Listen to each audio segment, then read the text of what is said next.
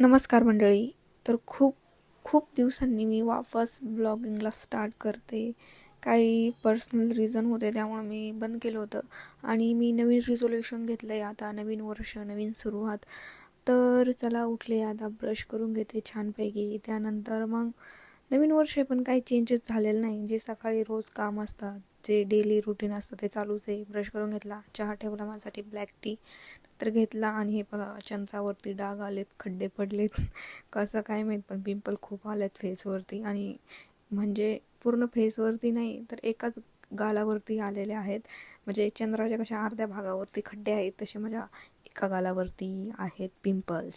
त्यानंतर ही सुंदर अशी रांगोळी मी अंगणामध्ये काढली आमच्या.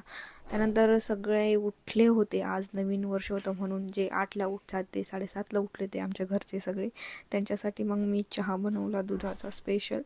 आणि काल ऋषी याच्यासाठी चहासाठी नाही इराणी मस्का घेऊन आले होते रेडीमेड. त्यांना ते सुप्यामधला मस्का खायला आवडतो त्यामुळं त्यांनी नाही का इथे पॅकिंगचा मस्का घेऊन आले होते.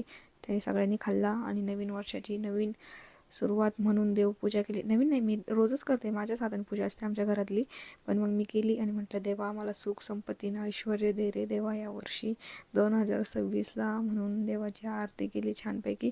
नंतर इकडे नाश्ता बनवला आणि लगेच स्वयंपाकाला सुरुवात केली. पोहा बनवला होता बाय द वे नाश्त्यासाठी. त्यानंतर माझं काम आवरलं, 12-1 वाजता माझं काम आवरलं. त्यानंतर सगळं स्वच्छ फायनली किचन केलं आणि म्हणजे खुशी की घडी होती कारण की माझं सगळं काम आवरलं होतं. त्यानंतर मग मला आता नंतर टाईम बघितला तर 12 वाजून गेलेले होते. म्हटलं आता जेवण करून घेऊया आणि मला क्लासला जायचं होतं. तसे मी क्लास लावलेले आहेत, ते मेकअपचे कार्स लावलेले आहेत आणि त्याच्यासाठी मला 1चा टायमिंग असतो म्हणून गेले होते. आणि आज मी क्लासमध्ये कर्ल्स केले आणि खूप छान कर्ल्स झाले होते. नंतर मग स्वामींचा आशीर्वाद घेणं मस्ट होतं. वर्षाची सुरुवात केली स्वामींचा आशीर्वाद